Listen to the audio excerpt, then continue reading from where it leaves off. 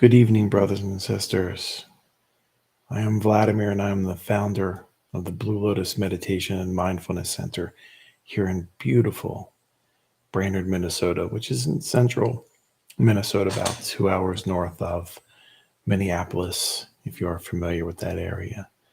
I am absolutely delighted to have you join us this evening for our wonderful guided meditation and Dharma talk.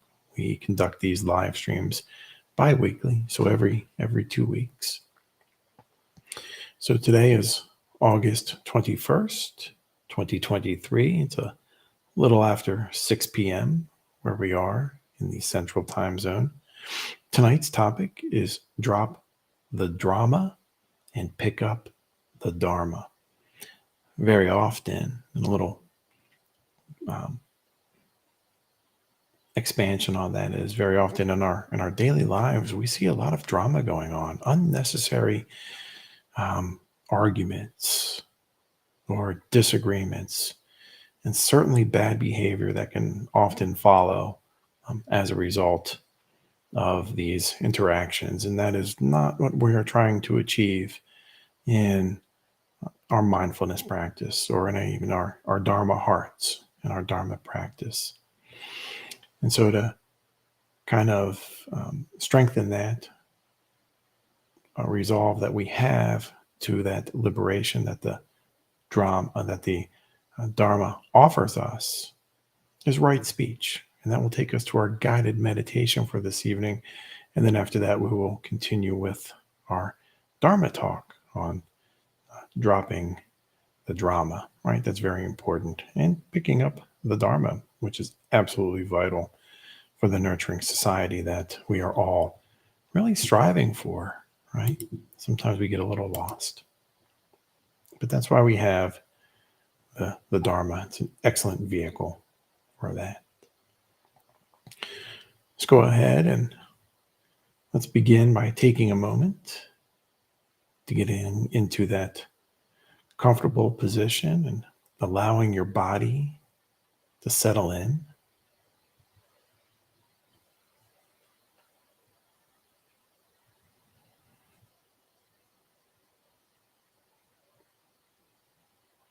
You may close your eyes or keep them slightly open with a soft focus, looking downward a few feet in front of you if you choose.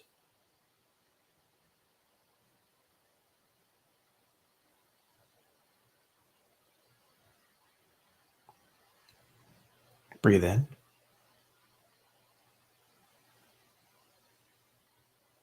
Pause.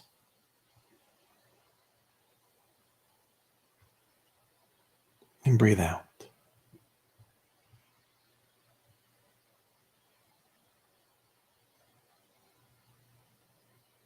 You're invited to that. Allow that half smile to rest on your face as well, if you choose.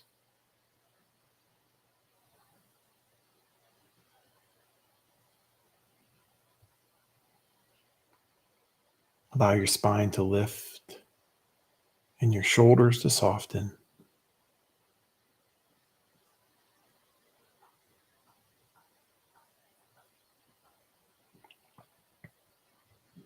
And soften your belly as you continue to settle in.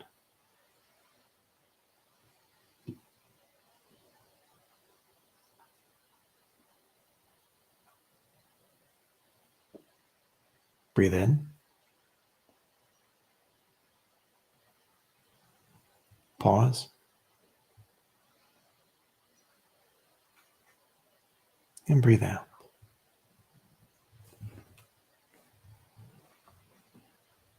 Let's meditate on right speech this evening.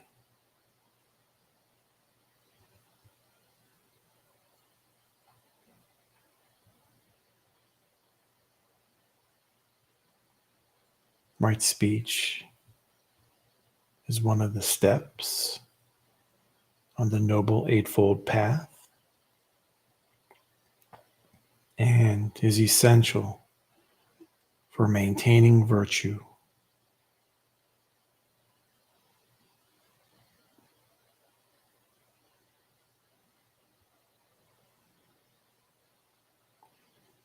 Right speech allows for us to be a source of hope and refuge for others needing guidance.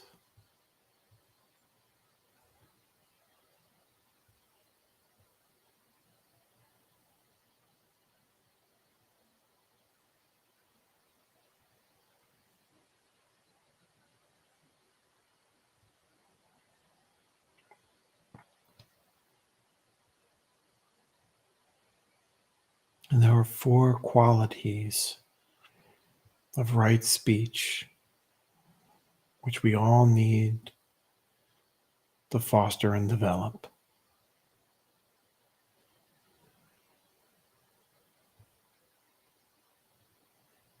I will abstain from lying.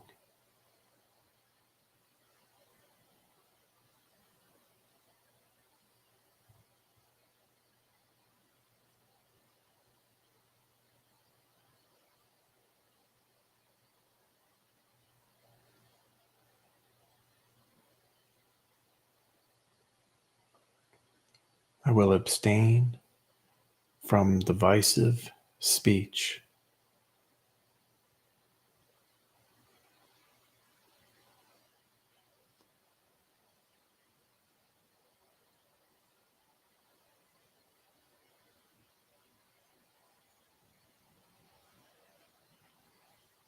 I will abstain from abusive speech.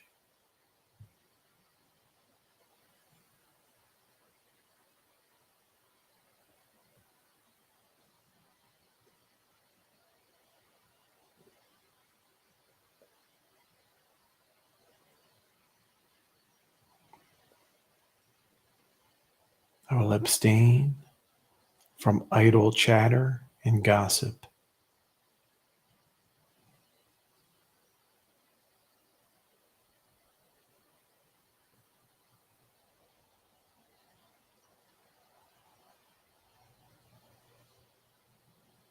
Breathe in.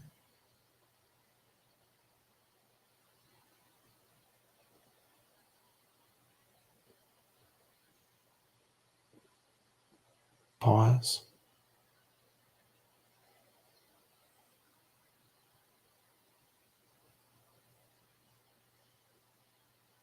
And breathe out.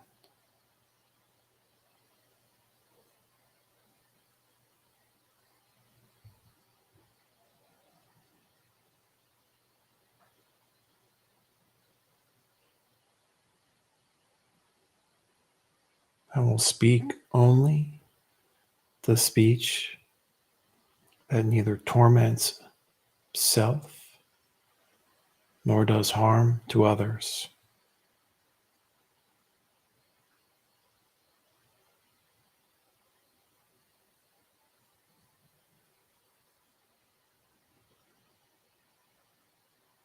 This type of speech is truly well spoken.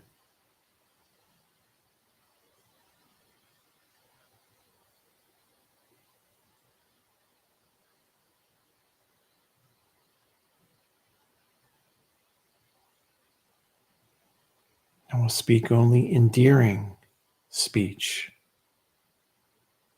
speech that is welcome.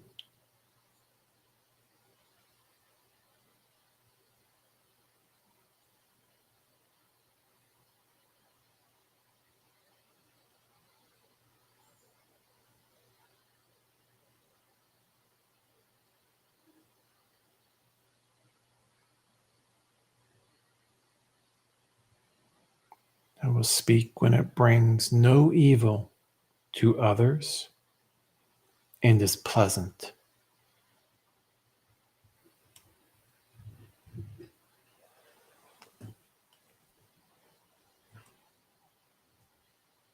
And these are the qualities of right speech.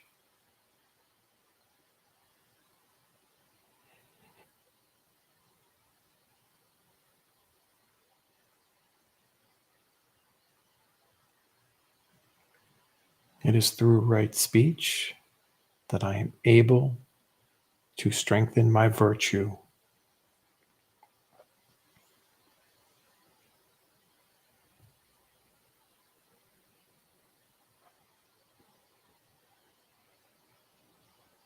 It is through right speech that I am able to walk the path of liberation towards the cessation of suffering towards myself and others.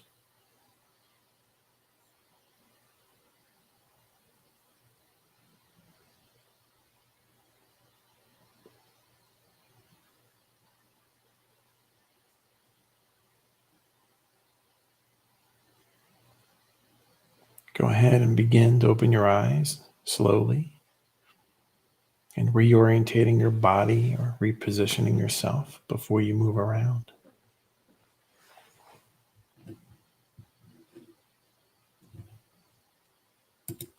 Wonderful. Very good. It's so important how we speak. Our words are very powerful. Although we are always responsible for our feelings when somebody else speaks, that is something that we are used to as mindfulness practitioners. And so our words can be powerful in that they can elicit an emotional response towards others when we do speak. So it's very important that we choose our words mindfully and that are uplifting and nurturing and not divisive, not uncivil. That is how we, as mindfulness practitioners and followers of the Dharma, in nurturing our own Dharma heart, that is how we nurture our own virtue. And I remember growing up when I was in middle school, so roughly between the ages of 12 or 13 to 14 or so, something like that. There was always a group of kids that would always have something to say about someone or something. Right? No matter how trivia or trivial those comments were, right? There was always something that they felt was necessary to express.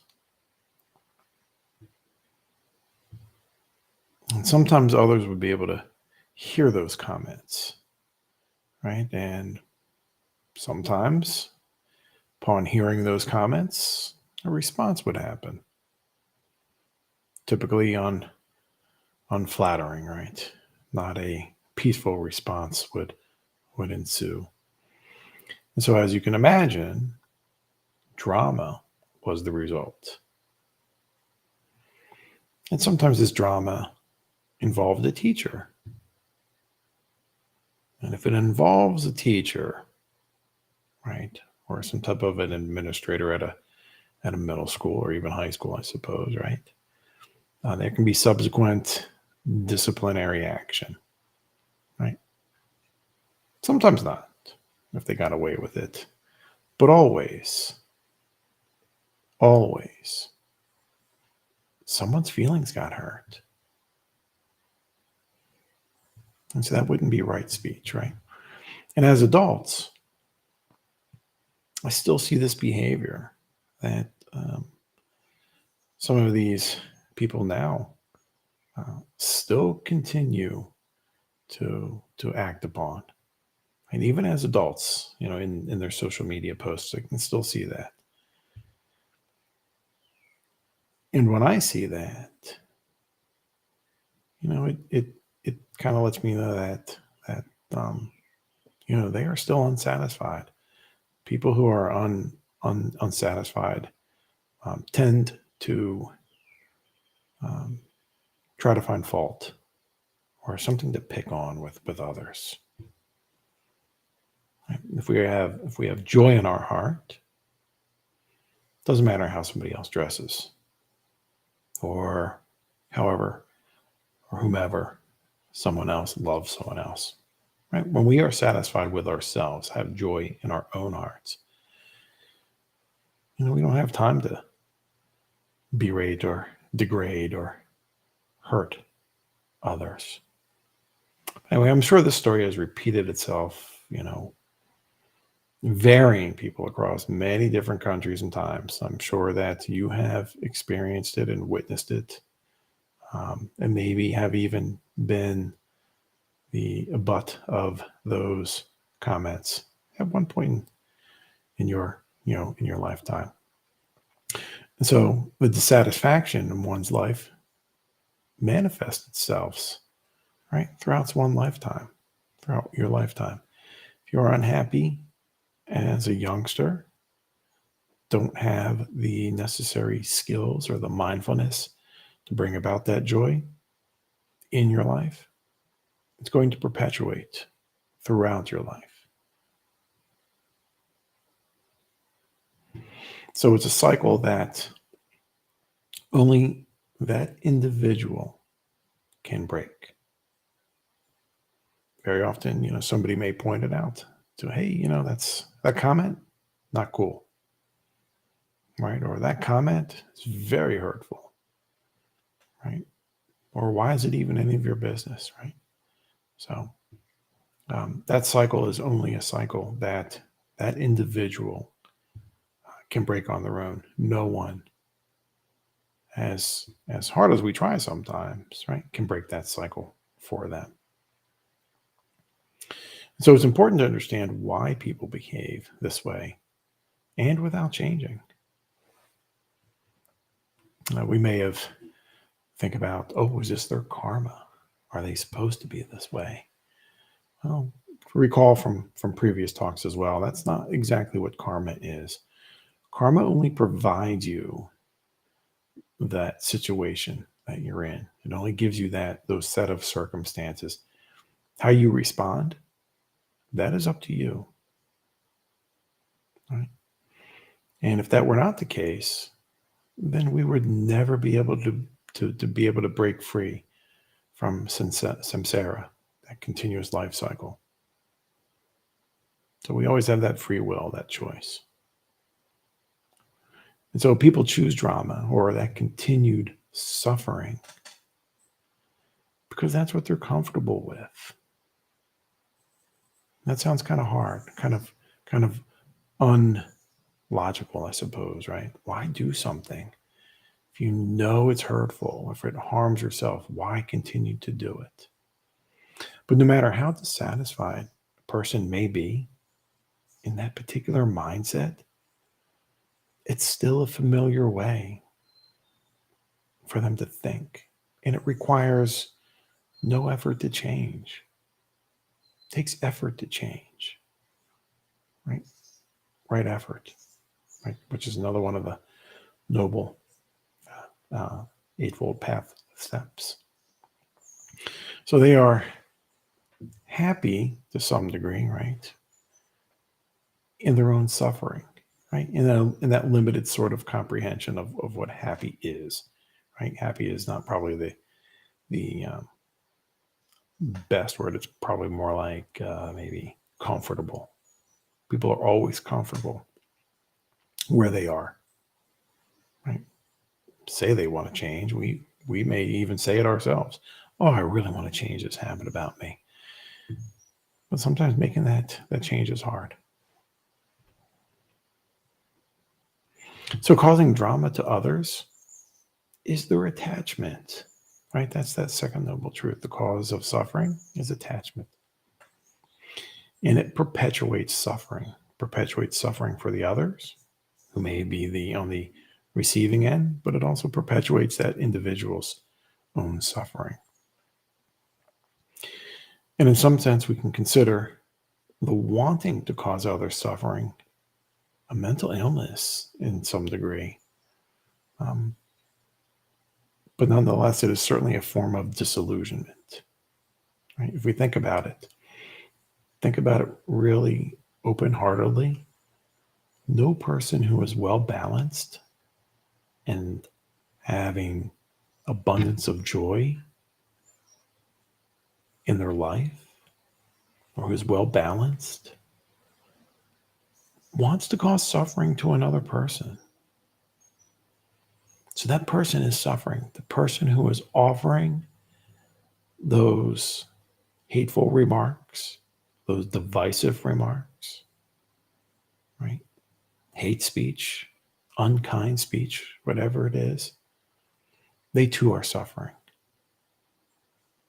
And I think that's often an overlooked quality of that person. We just think that they're being mean, or maybe they have a mean streak in them, or they're bitter or something.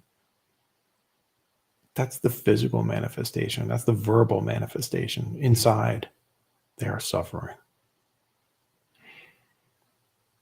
So how do we, or how does one, maybe you, offer a remedy to that affliction for someone else? And again, I'll kind of circle back a little bit to a few moments ago. It's important to remember that we cannot change anyone who does not recognize the problem and who does not want to change. Remember, it's that cycle, right? Only one person can break that cycle, and that is that person that is in the cycle. But we can certainly make mention of it, right, if it's appropriate, right? So if we do decide to approach the other person about their behavior, we ourselves need to approach them with compassion, right? So as to not make them feel attacked, nor that we are judging them on their behavior. That is important.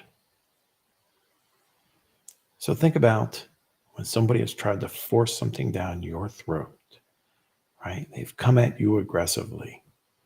Are you open-minded to listening to what they have to say? Or do you dig in and resist?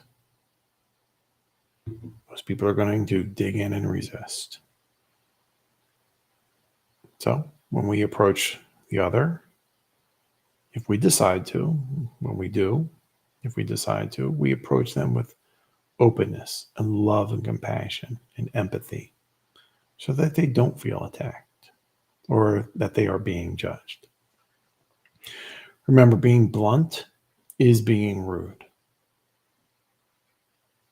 Okay, no matter what somebody tells you, that I want to hear this bluntly, straightforward, it's still being rude. We have such a wide vocabulary that we are given, and we can choose words that are open and supportive and developmental instead of being blunt. That's an important distinction, important understanding. If you do have their phone number or meet with them regularly, on some basis, it's probably best done in person as well, right? If you can, not via text, right? We lose a lot of connotation and emphasis and the feeling behind our words if it's in a text message, and you certainly don't want to do respond to them via social media where everyone can read it, right? We also have to use decorum in our speech, right? Right place, right time. If that person is receptive to our words and to our offerings of support, wonderful. Offer them the kind opportunity to sit in meditation with you.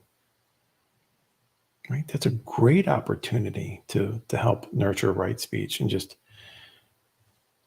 let that person rebalance or learn to balance or center themselves. And perhaps you can guide them through a compassion or some other well-being meditation. Compassion, empathy, loving kindness, openness, non-judgment.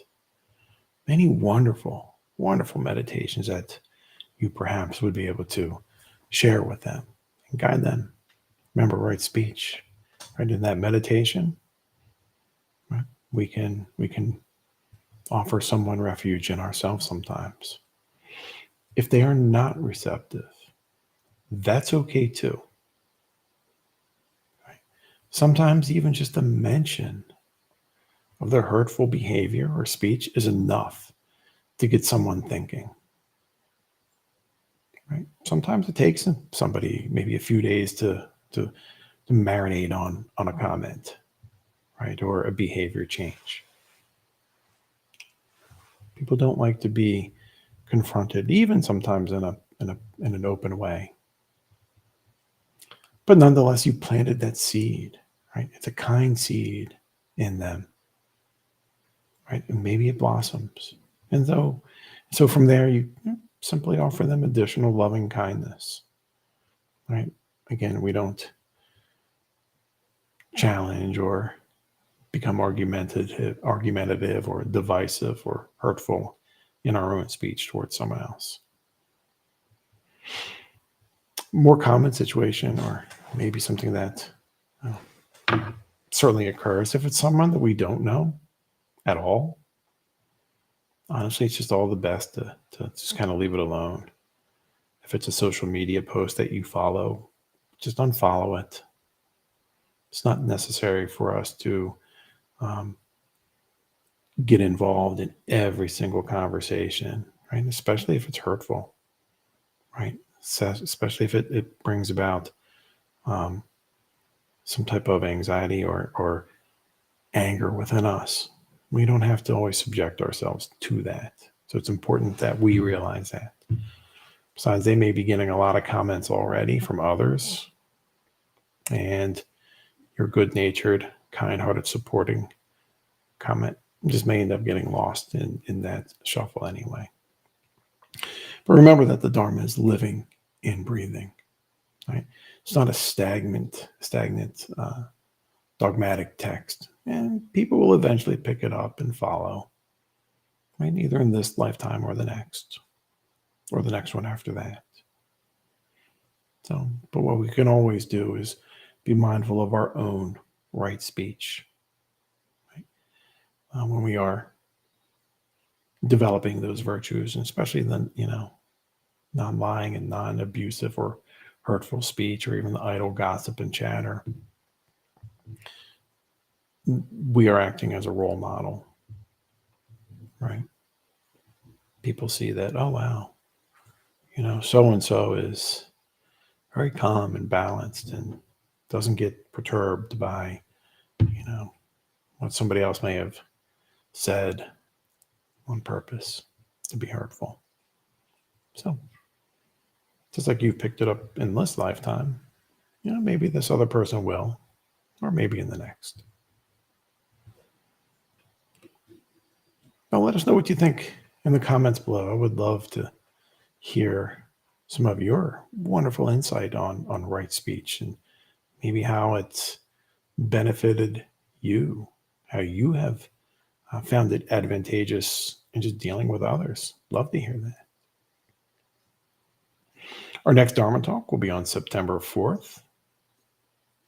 Right? Our mindfulness and meditation retreat coming up to a close for the season. There's only 2 left.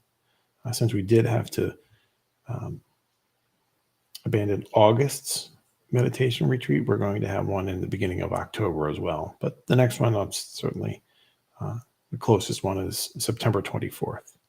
Don't forget our weekly sanghas, our healing sangha, our veteran sangha, our new beginning sangha, rainbow sangha, welcoming sangha, and teen sangha.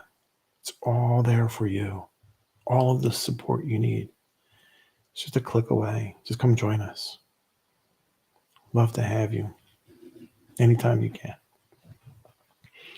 And with that, brothers and sisters, I wish you all a wonderful evening of peace, ease, and well-being. And then we'll see you in 2 weeks.